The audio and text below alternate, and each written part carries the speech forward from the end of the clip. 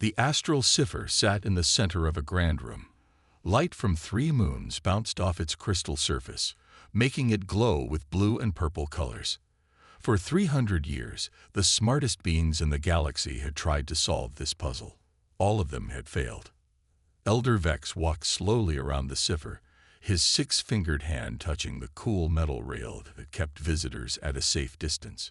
His skin was pale blue, and his eyes, all 4 of them, blinked one after another as he watched the crystal change shape slightly, as it always did when someone was near.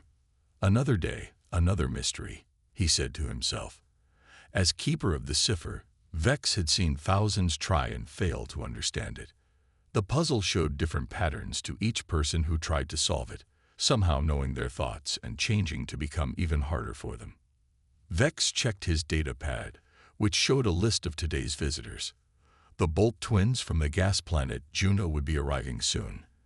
They had 6 advanced degrees each and had solved math problems that had stumped others for decades. They were coming to try their luck with the cipher. Vex smiled. They would fail, just like everyone else. The grand doors slid open, and the twins floated in. They had no legs, just long bodies that narrowed at the bottom, and their skin glowed faintly in the dim room. Elder Vex, they said together, their voices perfectly matched. We are honored to attempt the challenge. Vex nodded. You may approach the cipher. Remember, no tools or devices are allowed, only your minds. The twins moved closer to the crystal. As they did, the cipher began to spin faster, its colors changing from blue to red. This was normal. The puzzle was reading them, learning how they thought. Fascinating, said the first twin. It's already building defenses against our method. For 6 hours, they floated around the cipher, talking in a language so complex that Vex's translator couldn't keep up. They drew shapes in the air with their long fingers, argued quietly, and tried dozens of different approaches. In the end, they backed away, their glow dimmed with disappointment. We cannot solve it, they admitted. The pattern recognition algorithms we created are useless here. The puzzle, it learns and adapts too quickly. Vex wasn't surprised. The Meld Collective, 50,000 minds linked together, spent 50 years trying. The logicians of Taurus Prime, with brains 3 times the size of yours, gave up after their smartest members went mad trying to understand it. What is it? Asked the second twin. Where did it come from? Vex shrugged his narrow shoulders. Some say it was left by the precursors, the ancient race that disappeared long ago. Others believe it was created as a test by the founders of the Galactic Federation. All we know is that it appeared one day on a dead moon, and no one has ever solved it. What happens if someone solves it? The first twin asked. The stories vary, Vex said. Some believe it contains coordinates to worlds full of valuable metals and energy. Others think it holds the secret to technologies we can't even imagine. The most common belief is that it contains the combined knowledge of the precursors, a civilization thousands of years ahead of our own. The twins left, joining the long list of failure that Vex kept in the official records. Later that night, when the viewing room was empty, Vex stood alone with the cipher. What are you waiting for? He whispered to the crystal, which pulsed softly in the darkness, as if it were breathing. Who could possibly have a mind unlike any we've seen in the galaxy? The crystal's colors shifted to a deep green, then back to blue. If it had an answer, it wasn't sharing. Little did Vex know that in just 2 weeks, a species the galaxy barely noticed would arrive on Nexus, and with them, the most unlikely solver the cipher would ever face. The Earth ship Hope dropped out of light speed near the outer rings of Nexus. It wasn't the biggest or most impressive ship in the visitor docks. In fact, compared to the massive vessels of the Dural Empire or the living ships of the Meld Collective, the human spacecraft looked like a toy. Captain Tom Reed stood on the bridge, looking at the swirling colors of Nexus through the main window. His uniform was clean but simple, without the fancy decorations that other species wore to show their importance. First time humans have been invited to a full Federation meeting, said his second-in-command, Officer Kate Bell. They probably just want to study us like bugs. Tom smiled. Maybe. But we're here now, and we'll show them that Earth deserves a place at the table. Dad, are those real rings around the planet? Asked a small voice from behind them. Tom turned to see his daughter, Mia, looking out the window, her eyes wide with wonder. She was only 10 years old, with dark hair pulled back in a simple ponytail and a face full of freckles. She wasn't supposed to be on this mission, but after her mother was sent to a different star system for emergency medical work, there had been no choice but to bring her along. Yes, those are real rings. Much bigger than Saturn's back home, Tom told her. Remember, you promised to stay with Officer Bell during the meetings. I know, Dad, Maya said, rolling her eyes. I'll be good. The ship docked at the massive space station orbiting Nexus. As the human delegation prepared to disembark, they received a message from their greeting party. The Federation Council is surprised that you brought a child to these proceedings, said Officer Bell, reading from her screen. They're requesting that she remain on the ship. Tom frowned. Tell them that on Earth, we don't hide our children away. Mia stays with us. After some back and forth, the Federation representatives gave in, though they made it clear they found the whole situation strange. Most advanced species kept their young in special learning centers, not taking them on diplomatic missions. The welcoming committee was made up of 5 different alien species. The leader was tall and thin with gray skin that seemed to shimmer in the light. He introduced himself as Delegate Orin. We welcome Earth's representatives to Nexus, he said in a voice that sounded like metal hitting metal. His translator device made his words understandable to the humans. Though we are puzzled by your unusual delegation choices. His 4 eyes all looked at Mia, who stared back without fear. Thank you for your welcome, Tom said firmly. We're honored to represent Earth at this gathering. The humans were shown to their quarters and given a schedule of events. In addition to the diplomatic meetings, there would be cultural exchanges and tours of important sites on Nexus. Tomorrow you will see the Great Library, the Trading Hub, and the Cipher Chamber, Delegate Orin explained. The last one houses a puzzle of great importance to our history that has never been solved. What kind of puzzle? Maya asked, curious. The alien looked down at her with what might have been annoyance or surprise. It was hard to tell with a face so different from human ones. A puzzle beyond human understanding, he said simply. Even our greatest minds have failed to solve it. That night, as the Earth delegation settled into their rooms, Mia couldn't sleep. She looked out her window at the strange planet below and the unfamiliar stars above. A puzzle no one can solve, she whispered to herself. She had always loved puzzles, from simple jigsaw puzzles to complex logic problems. Her teachers back on Earth said she had a special way of seeing patterns that others missed. She didn't know it yet, but the Federation was about to learn something new about humans. Sometimes the simplest minds see what the complex ones miss. And sometimes a child's fresh eyes can spot what ancient wisdom cannot. The next day, the Earth delegation followed their alien guides through the grand buildings of Nexus. They saw the Great Library with its millions of floating data crystals and the trading hub where goods from 1,000 worlds changed hands. By midday, they reached the Cipher Chamber. The room was large and round, with a high ceiling that showed the stars above through clear glass. In the center sat the famous puzzle that no one could solve. Mia broke away from Officer Bell and ran ahead to get a better look. It's so pretty, she said, staring at the crystal structure that glowed with shifting colors. Elder Vex was surprised to see a human child approaching the cipher. He stepped forward quickly. Young ones are not usually permitted this close, he said. I'm sorry, Captain Tom said, catching up to his daughter. Mia, come back here. But Elder Vex had noticed something odd. The cipher's colors were changing in a way he hadn't seen before. Instead of turning red and defensive as it usually did when approached, it was pulsing with gentle blue and green lights. Wait, Vex said, raising a hand. Let her look. Mia stood at the rail, watching the crystal with wide eyes. "It's like it's dancing," she said, swaying slightly. The Federation representatives exchanged uncomfortable looks. This was not how visitors usually reacted to the ancient puzzle. Most approached with serious faces and complex measuring devices, talking about algorithms and probability fields. "What does the puzzle do?"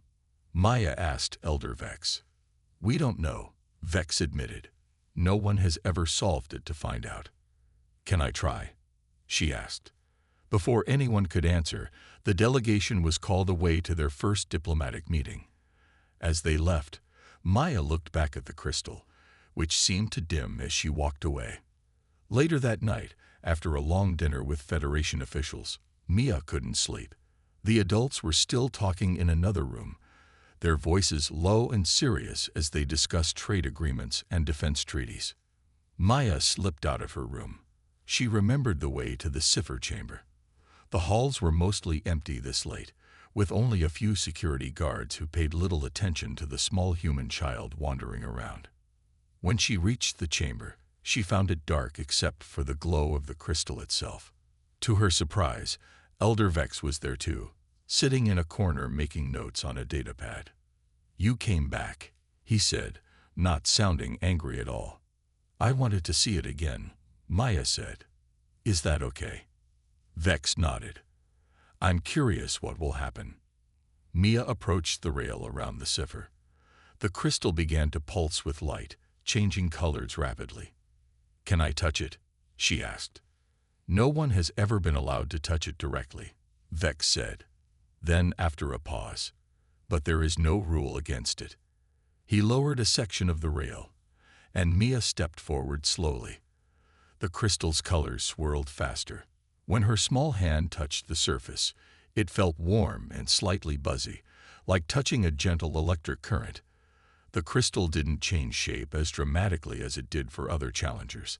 Instead, it seemed to calm down, its colors becoming more orderly. "Hello," Maya said to the crystal, as if it were a person. To Vex's astonishment, the crystal pulsed once in response. "It likes you," Maya said, giggling. "What's your name?" she asked the crystal. The crystal's colors formed a pattern that Vex had never seen before. Simple, almost like a basic picture. He quickly recorded it on his datapad. "I think it's trying to talk to us," Maya said, her head tilted to one side. She tapped a pattern on the crystal's surface, and to Vex's shock, the crystal repeated it back to her. "Impossible," Vex whispered. "In 300 years, it has never responded like this to anyone." Mia spent an hour playing with the crystal, tapping patterns and watching it respond. She hummed songs to it and laughed when its colors changed to match her tune. She wasn't trying to solve anything. She was just playing. When Vex finally took her back to her quarters, he was deep in thought. Perhaps, he realized, everyone had been approaching the cipher all wrong. Word spread quickly through the halls of Nexus. A human child was showing unusual progress with the cipher. Elder Vex had shared his observations with the Science Council, and now everyone wanted to see for themselves. By morning, Captain Tom was called to an emergency meeting with the Federation leaders. He found himself standing before a half-circle of alien representatives, all looking at him with their various eyes, eye stalks, and sensing organs. "Captain, your daughter has been interacting with a priceless artifact without permission," said Delegate Orin, his voice cold. "I didn't know she went there alone," Tom replied. "I apologize if she broke any rules." A tall, thin alien with skin like tree bark leaned forward. "The issue is not rule-breaking. The issue is that she is treating our most sacred puzzle like a toy." Elder Vex stood up from his seat at the side of the room. "Members of the council, I gave the human child permission to approach the cipher, and I must report that her interaction has produced more response from the artifact than any approach in the last 300 years. The room filled with surprised whispers and clicks. "That's impossible," said a floating ball of blue gas contained in a clear bubble. "Our finest minds have studied the cipher for generations. A human child cannot possibly understand what we could not." Yet she does, Vex said simply. We demand that proper scientists observe these interactions, said the tree-like alien. If there is progress to be made, it should be documented using our methods. Tom felt uneasy. What exactly is happening? Is my daughter in any danger? No danger, Vex assured him. But your child seems to have a natural ability to communicate with the cipher. She doesn't treat it like a problem to be solved, but like a friend to play with. And strangely, this approach is working. The Federation Council argued for hours. Some wanted to stop Mia from touching the cipher again, calling it disrespectful. Others wanted to study her methods. The most ancient species, the Dural, threatened to leave the Federation entirely if a primitive species child solved what their philosophers could not. Meanwhile, Mia was being kept in the human quarters, bored and confused about why everyone was so upset. Officer Bell sat with her, trying to explain. The puzzle is very important to them, Mia. They've been trying to solve it for hundreds of years. But it's not hard, Maya said, swinging her legs. It just wants someone to listen to it. Later that day, Captain Tom returned from the meeting looking tired. They've reached a decision, he told Officer Bell. They want Mia to continue working with the cipher, but under observation. 20 scientists from different worlds will watch and record everything. I don't like that, Tom added. They're treating her like some kind of experiment. What does Mia want? Officer Bell asked. They looked at the little girl, who was drawing pictures of the crystal on a tablet. Would you like to play with the crystal again? Tom asked his daughter. There would be a lot of people watching you this time. Mia thought for a moment. Will they try to tell me what to do? Because that won't work. The crystal doesn't like being bossed around. Tom smiled despite his worry. I'll make sure they just watch. The next day, Maya returned to the cipher chamber. The room was now filled with aliens of all shapes and sizes. Some had brought complex devices to measure energy fields and brain patterns. Others had recording equipment. All watched with great interest as the small human girl approached the crystal again. As soon as Mia touched the cipher, it lit up with bright, happy colors. The scientists gasped and their devices beeped wildly. Hi again, Maya said to the crystal. I brought some friends. The crystal's colors darkened slightly. It's okay, she told it. They're just watching. Let's play our game again. And to the amazement of the gathered scientists, the most complex puzzle in the galaxy began to play a simple pattern game with a human child. For the next 3 days, Maya visited the cipher chamber for a few hours each day. The room was always packed with scientists and important aliens watching her every move. They took notes, whispered to each other, and sometimes argued about what they were seeing. Mia mostly ignored them. She focused on the crystal, which glowed brighter whenever she approached. On the 3rd day, something new happened.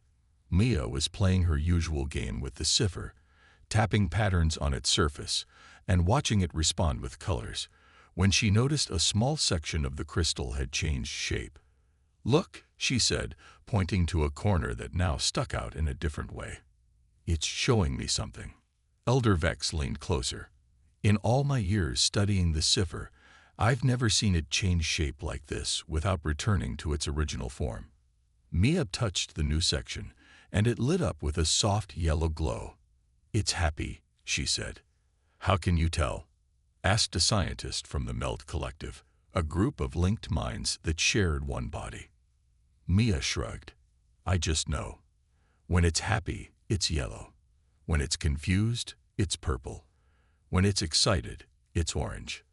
The scientists looked at each other in surprise. None of them had ever considered that the cipher might have emotions, or that those emotions might be shown through colors. The colors are a language, said Elder Vex suddenly.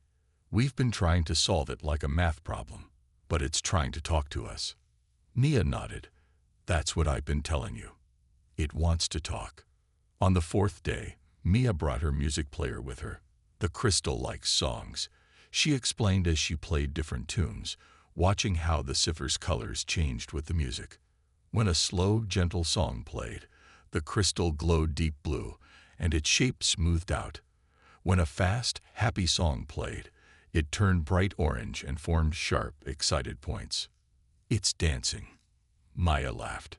The watching scientists were baffled. Many of their species had moved beyond music ages ago, seeing it as a primitive form of communication. The idea that the cipher, supposedly the most complex puzzle in the galaxy, might respond to something as simple as music was shocking to them. On the fifth day, Mia made her biggest discovery. She had been singing to the crystal, making up a little song about stars and planets, when suddenly the entire cipher began to pulse with light and rhythm with her words. "It's singing back," she said, clapping her hands. She sang another line, and the crystal responded with pulses of light that matched her pattern exactly.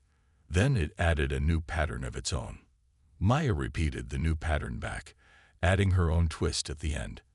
Elder Vex watched in amazement as the human child and the ancient puzzle began a kind of conversation through patterns of light, sound, and shape.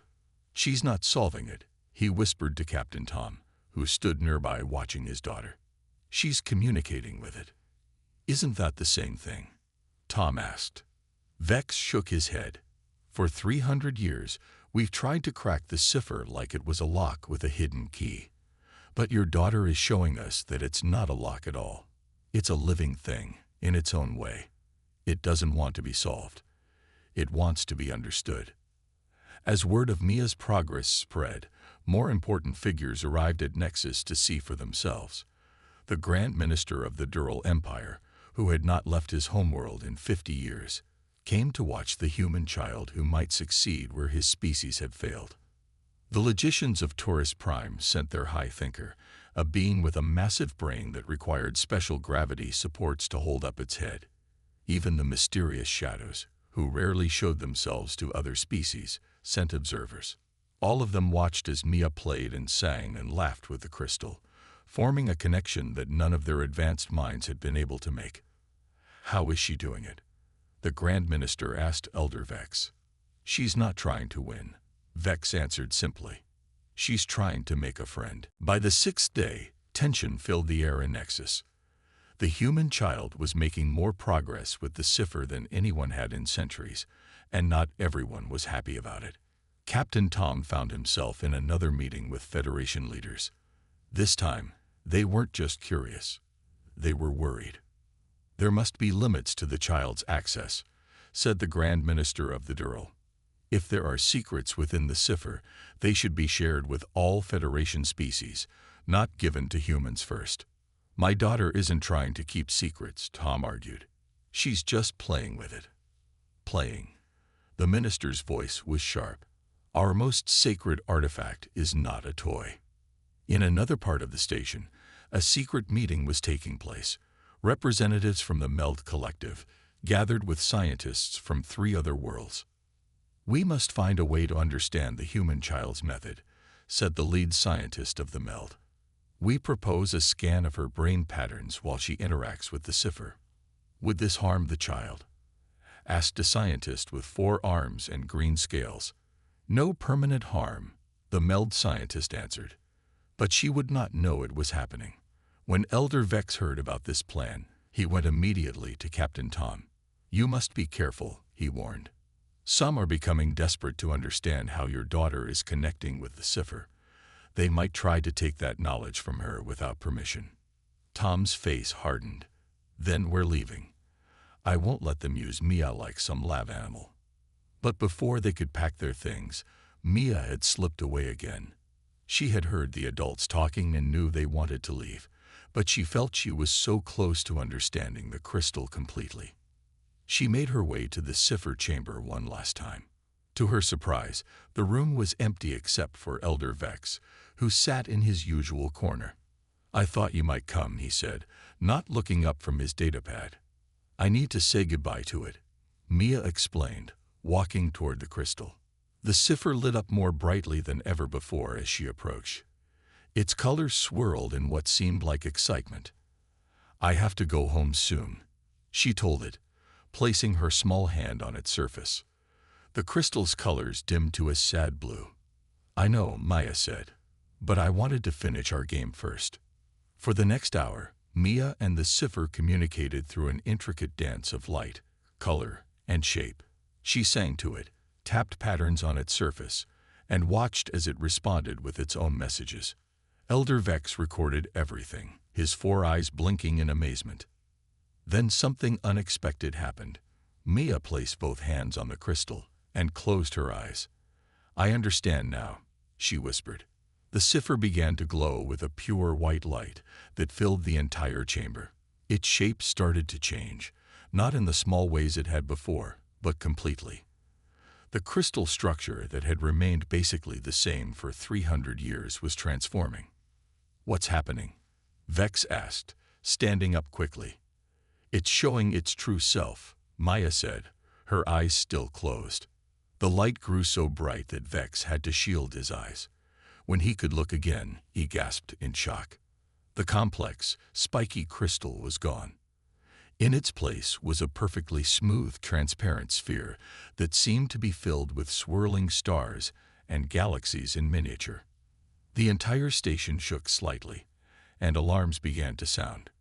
Within minutes, Federation security officers had rushed into the room, followed by scientists and leaders from a dozen worlds. Captain Tom pushed through the crowd, fear on his face. "Mia." "It's okay, Dad," she said calmly, still standing with her hands on the now transformed cipher. "I didn't break it. I just helped it change." "What have you done?" the Grand Minister demanded. Maya looked at all the aliens with their worried faces and fancy clothes. "I solved it," she said simply, "but not the way you thought it should be solved." The cipher, now a beautiful clear sphere, glowed softly under her touch, as if agreeing with her words. The Federation Council called an emergency meeting. Everyone who was anyone in the galaxy was there, gathered in the Great Hall of Nexus. At the center of the room, on a special stand, sat the transformed cipher, now a clear sphere with tiny galaxies twirling inside it. Beside it stood Mia, looking small but not scared. Her father, Captain Tom, stood protectively next to her. "Explain what happened," demanded the Grand Minister of the Dural, his voice echoing in the large room. Maya looked at the sphere, then back at the crowd. "The puzzle wasn't really a puzzle," she said. "It was lonely." Murmurs and clicks of surprise spread through the room. "Lonely," repeated a scientist from the Logicians, whose large head wobbled as he spoke. "Objects cannot be lonely. That is not logical." "It's not just an object," Mia explained. "It's alive, in its own way. It was waiting for someone to talk to it, not solve it." Elder Vex stepped forward. "For 300 years, we've been testing ourselves against the cipher, trying to beat it like an opponent. We never considered that it might be trying to communicate with us. I think it was made to help different people understand each other," Mia continued. "But everyone was so busy trying to win that they couldn't hear what it was saying." The transparent sphere glowed softly, its light pulsing in a gentle rhythm. "What does it contain?" asked a member of the Meld Collective. "Ancient knowledge. Star maps? Weapon designs?" Mia shook her head. "Nothing like that. It shows everyone." She touched the sphere, and suddenly the tiny galaxies inside it expanded, filling the air around them with holographic stars and planets. The images showed people of all kinds, humans, Durals, Logicians, and hundreds of other species, living, working, and playing together. "It's showing us what we could be if we stopped competing and started connecting," Elder Vex said, his voice filled with wonder. Captain Tom looked proudly at his daughter. "In human history, our greatest discoveries often came not from trying to be the smartest, but from seeing things differently, from being curious and open." The Grand Minister of the Dural stepped closer to the sphere. For the first time, he looked at it not as a challenge to overcome, but as something to understand. When he tentatively placed his 6-fingered hand on its surface, it glowed warmly in response. "I have spent 50 years trying to defeat this puzzle," he admitted. "Not once did I consider that it might be trying to teach rather than test." Elder Vex consulted his data pad, where he had been keeping records of the cipher for decades. According to our oldest stories, the cipher appeared during a time of great conflict between Federation species. Perhaps it was never meant to be solved. Perhaps it was meant to remind us that connection is more important than competition. Over the next few days, representatives from all species took turns communicating with the transformed cipher. Many were surprised to find that once they approached it with openness, instead of trying to conquer it, the sphere responded to them too. Not as dramatically as it had with Mia, but enough to show that connection was possible. Before the Earth delegation departed, the Federation Council held a special ceremony. The Grand Minister approached Captain Tom and Mia. "The Federation has existed for 1,000 years," he said formally. "In that time, we have valued intelligence, technology, and power. Your daughter has shown us something we had forgotten: the value of seeing with fresh eyes and an open heart." He presented Mia with a small model of the transformed cipher. Earth is granted full membership in the Federation, effective immediately. And this child will be recorded in our history as the one who reminded us of a truth we had forgotten. As their ship prepared to leave Nexus, Maya looked out at the stars. "Do you think they'll remember what the puzzle was really trying to say?" she asked her father. "I think you've given them something to think about," Tom replied, smiling. Behind them, displayed in a special case, the model of the cipher glowed with warm, friendly light. No longer a challenge to be conquered, but a reminder that sometimes the greatest wisdom comes from the simplest hearts.